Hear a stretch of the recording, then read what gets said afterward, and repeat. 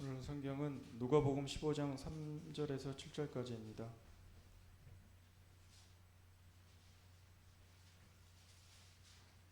봉독하겠습니다. 예수께서 그들에게 이 비유로 이르시되 너희 중에 어떤 사람이 양 100마리가 있는데 그 중에 하나를 잃으면 99마리를 들에 두고 그 잃은 것을 찾아내기까지 찾아다니지 아니하겠느냐. 또 찾아낸즉 즐거워 어깨에 메고 집에 와서 그 벗과 이웃을 불러 모으고 말하되 나와 함께 즐기자 나의 잃은 양을 찾아내었노라 하리라. 내가 너희에게 이르노니 이와 같이 죄인 한 사람이 회개하면 하늘에서는 회개할 것 없는 의인 99으로 말미암아 기뻐하는 것보다 더하리라. 아멘. 조인선 목사님께서 찾아내기까지라는 제목으로 하나님의 말씀을 전하시겠습니다. 우리 하나님의 은혜와 평강이 성도님들의 가정에 충만하시길 바랍니다. 우리 하나님의 성품을 말할 때 사랑을 빼놓을 수가 없겠지요. 하나님은 사랑이 정말 많으신 분입니다. 하나님의 사랑이 가장 극진하게 나타날 때는 오늘 본문에 나오는 것처럼 믿지 않은 사람들이 회심할 때입니다. 믿지 않은 사람들이 믿게 될 때 하나님께서 가장 기뻐하십니다. 누가복음 15장, 우리 함께 읽었던 누가복음 15장에는 세 가지 비유가 나옵니다. 잃은 양 비유가 맨 처음에 나오고 이어서 잃은 은전 비유, 잃은 아들 비유, 탕자의 비유라고 하는 그 비유가 연속으로 세 가지가 나옵니다. 예수께서는 이 비유들을 통해서 회심하는 자들에 대한 하나님의 기쁨이 얼마나 큰가를 설명하셨습니다. 오늘은 이 중에서 잃은 양 비유에 대하여 말씀드리고자 합니다. 예수께서 그 많은 사람들 앞에서 설교하실 때는 항상 그 시대의 죄인들이라고 불리어졌던 사람들, 세리와 창기들, 이런 사람들이 예수님의 말씀을 듣기 위해서 많이 모였습니다. 왜냐하면 이 사람들은 다른 종교 집회에는 갈 수가 없었거든요. 종교 지도자들이 이 사람들을 가까이 하려고 하지를 않았어요. 부정탄다고 해가지고. 이 사람들은 보통 사람들의 멸시와 천대의 대상이었어요. 종교 지도자들 당연히 그랬고요. 또 다른 유대인들조차도 이 사람들이 부정하다고 해서 상종하지를 않았어요. 그런데 예수님은 이들을 맞아주셨거든요. 아무 거리낌 없이 환영해 주시고 설교를 듣게 하시고.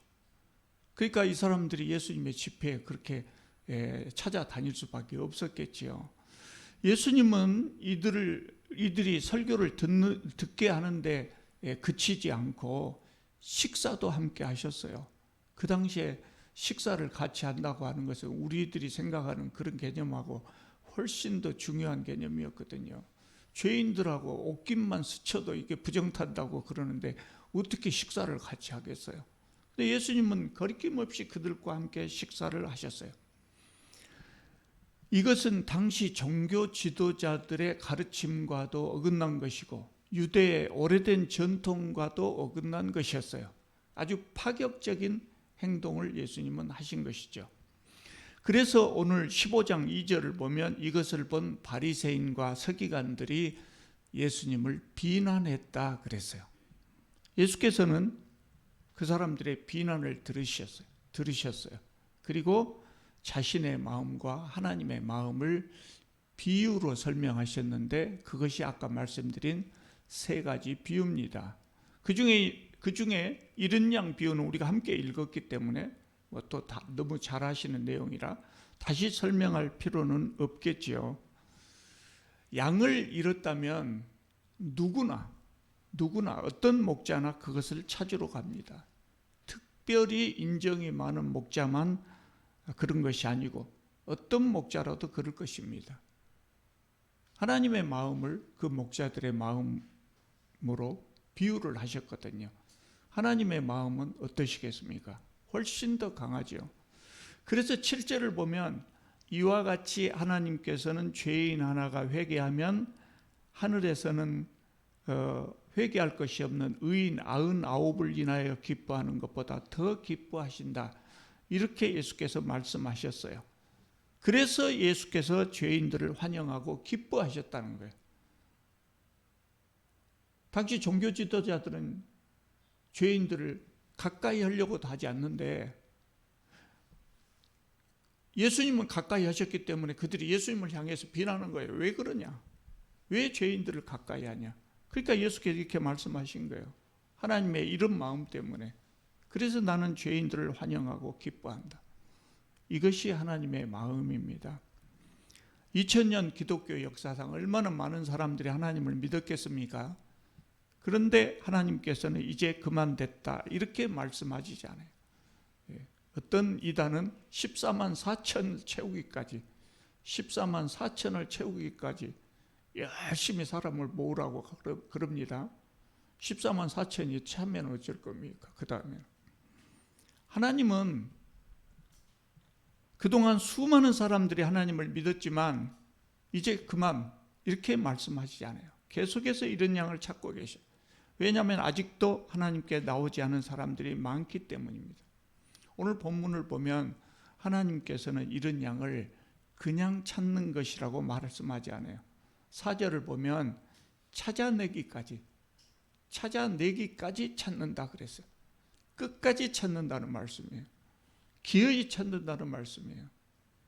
아무리 큰 죄를 지었더라도 아무리 멀리 도망을 가더라도 끝까지 찾으신다는 것입니다. 숲속이든지 산골짜기든지 어디든지 찾을 때까지 찾는다는 것입니다. 목자들은 양을 찾다가 못 찾으면 결국 돌아오겠지요. 그러나 하나님께서는 포기하지 않으시고 끝까지 찾으신다는 것입니다. 하나님의 사랑은 이렇게 끝이 없는 사랑입니다. 목자가 양을 찾으면 어떻게 한다고 합니까? 그 양이 목자의 말을 듣지 않고 딴 곳으로 갔다고 때리거나 징계하지 않습니다. 오히려 그 잃은 양을 어깨에 메고 돌아옵니다. 사랑하기 때문에 그러겠죠. 하물며 하나님은 어떻게 했습니까? 한없는 사랑을 가지신 하나님께서 죄인들이 회개하고 돌아올 때 징계하실 리는 없지요. 아무리 큰 죄를 지었더라도 회개하고 돌아오면 용서하시고 사랑하십니다. 뿐만 아니라 그동안 얼마나 지치고 피곤했겠냐. 몸과 마음을 위로하시고 목자들이 잃은 양을 찾아서 어깨에 메듯이 그렇게 사랑해 주십니다. 잃은 양에 대한 지극한 사랑, 그것이 하나님의 마음입니다. 제가 2003년도에 목사 안수를 받았습니다. 만 50이 돼서 몇 달 부족했던 때. 그리고 1년쯤 큰 교회에서 협력하는 사역을 담임 목사를 협력해서 그렇게 목사로서 일을 했을 때 저에게 그런 생각이 들었어요. 교회를 새로 만들어야 되겠다. 교회를 개척해야 하지 않을까. 그런 마음이 들었어요. 그런데 한편에서는 더 강하게 그런 마음이 듭니다. 과연 교회를 하나를 더 세우는 것이 옳은 일이냐? 그 잘한 일이냐? 왜냐하면 그렇지 않아도 세상에는 교회가 너무 많대. 너무 세상에는 교회가 많아요. 그리고 내가 교회를 세운다고 해봤자 세상 사람들에게 궁색하게 보이. 꾀죄죄한 2층 교회나 지하 교회일 텐데 과연 그런 교회 하나를 더 세우는 것이 무슨 의미가 있을 것이냐. 그런 생각이 들었어요. 교회를 세우자는 생각과 세우는 것이 과연 옳을까? 그런 생각으로 갈등을 했어요. 3년 동안 생각을 했습니다. 3년 고심 끝에 교회를 세워야 되겠다. 그런 생각을 했어요. 그러면 왜 세울 거냐? 수많은 2층 교회들이 있는데 그럼에도 불구하고 더 세워야 할 당위성이 어디가 있느냐? 저는 52전에 신앙생활을 할 때 여러 분의 담임 목사님들을 만났는데 안 좋은 목사님들이 더 많았던 것 같아요. 그래서 그분들로 인해서 제 마음과 제 신앙에 많은 상처를 받았어요. 아마 웬만한 사람 같으면 교회 그만 나가야 되겠다. 하나님 없는 것 같다. 그렇게 신앙을 등졌을 정도로 상처가 많았어요. 많이 방황했어요. 그래서 저는 제가 스스로 생각할 때 목사로 인해서 상처받는 사람들의 마음을 잘 안다고 생각했어요. 그 상처가 얼마나 아픈지 공감하는 능력이 누구보다 클 것이다. 그런 생각을 했어요. 그래서 제가 교회를 만든다면 그런 분들을 잘 위로할 수 있겠다는 생각이 들었어요. 그래서 그런 교회를 만들자고 생각했어요. 지금 우리나라에 200만이 넘는 가난한 성도들이 있다고 그러잖아요. 그래서 그분들이 위로받을 수 있는 교회를 만든다면 흔하고 흔한 2층 교회 하나 더 생기는 것은 아니지 않겠는가. 꾀죄죄하게 보이는 그 교회라도 존립해야 될 이유가 있지 않겠는가, 그런 생각을 했어요. 그래서 교회를 세운 겁니다. 여러분, 우리 교회의 특징이 뭐라고 생각하십니까? 우리 교회만 가지고 있는 그 특징이 뭐라고 생각하십니까? 많은 분들은 그런 생각을 하셔요. 사역자들이 자비량으로 일하는 교회, 무기명으로 헌금하고 재정을 투명하게 공개하는 교회, 예배도 중요하지만 삶을 더 중요하게 여기는 교회, 뭐 이렇게 여러 가지 우리 교회의 특징을 말하는 분들이 있을 거예요. 그것들이 우리의 교회의 특징이라고 말할 수 있습니다. 그런데 보다 근본적인 것은 그겁니다. 제가 여러 번 말씀드렸지만 아마 성도님들 다 잊어먹었을 겁니다. 제가 여러 번 말씀드린 우리 교회의 그 특징이 뭐냐면 상처받은 성도들을 위로하고 그들의 신앙을 다시 세워주고 구원의 길을 함께 가는 것이, 한 사람도 낙오되지 않고 구원의 길을 완주할 수 있도록 돕는 것.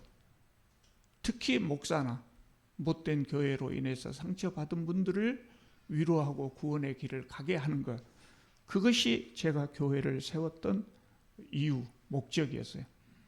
자비량 교회, 무기명헌금 이런 제도들은 왜 만들었냐면 상처받는 성도들, 또 목사를 신뢰하지 않는 성도들, 그런 분들에게 신뢰를 주고 그런 분들을 위로하기 위하여 만든 제도일 뿐이에요. 중요한 것은 뭐예요? 사람이 중요하다. 중요한 것은 사람, 성도가 중요하다. 성도님들이 구원의 길을 바르게 끝까지 완주할 수 있도록 제도를 갖춘 것이지, 제도가 중요하기 때문에 성도들을 모은 것이 아니란 말이에요. 교회는 무엇보다도 성도들이 중요하고 무엇보다도 성도들이 구원의 길을 완성할 수 있도록 돕는 것이죠. 그러면 우리 교회는 무슨 일을 해야 됩니까? 당연히 잃은 양을 찾듯이 가난한 성도들을 찾아야 됩니다. 찾으면 어깨에 메고 와야 되고, 그리고 위로하고 치료해주고 함께 구원의 길을 가야 됩니다.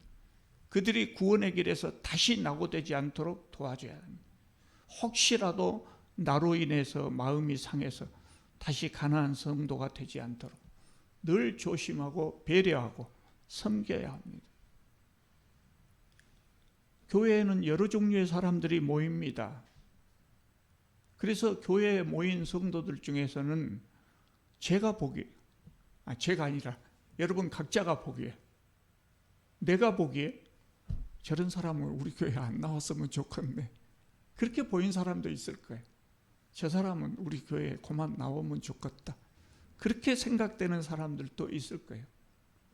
세상의 다른 조직들, 교회가 아닌 다른 조직들을, 조직의 보탬이 되지 않는 그런 사람들은 어떻게든지 떨어냅니다.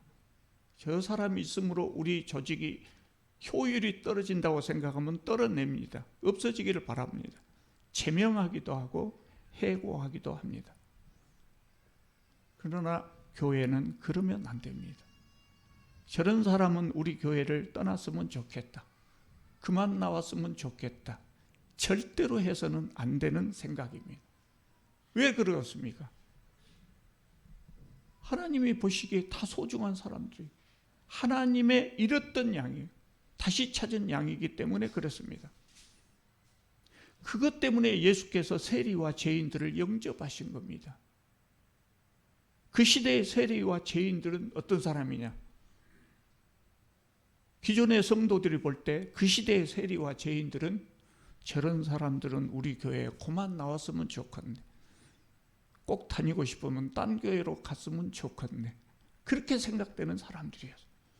예수님은 그들을 환영하고 영접해 주셨다고요. 여러분, 교회는 한 사람도 낙오되지 않고 구원의 길을 완성하도록 돕는 기관이에요. 그러니까 제가 늘 말씀드리잖아요. 일 잘하려고 하다가 성도들 마음 상하지 마라.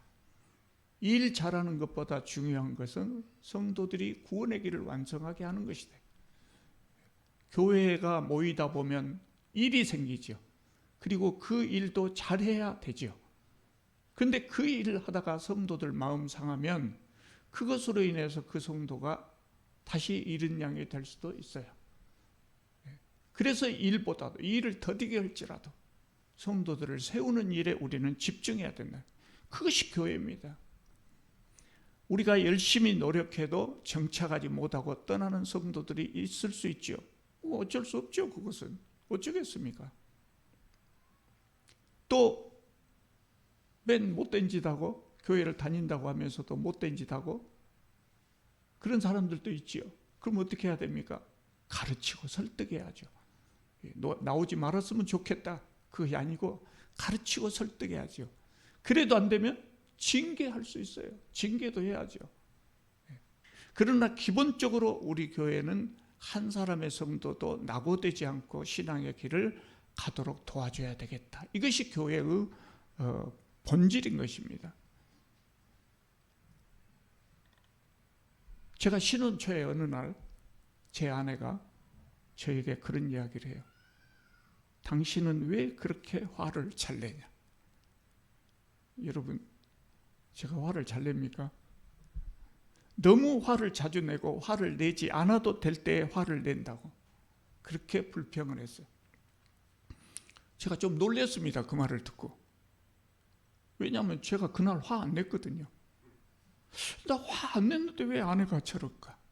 근데 저는 평소에 생각하기를, 제가 합리적으로 좀 생각하는 좋은 것이 하나가 그건데, 제가 아라고 이야기했는데 상대방이 어라고 들었다면 그것은 제가 어라고 말한 것이, 그렇게 생각을 해요.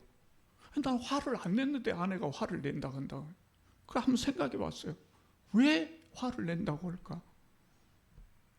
그랬더니 사실 제가 화를 낸 것은 아니에요. 그날 화 안 냈어요.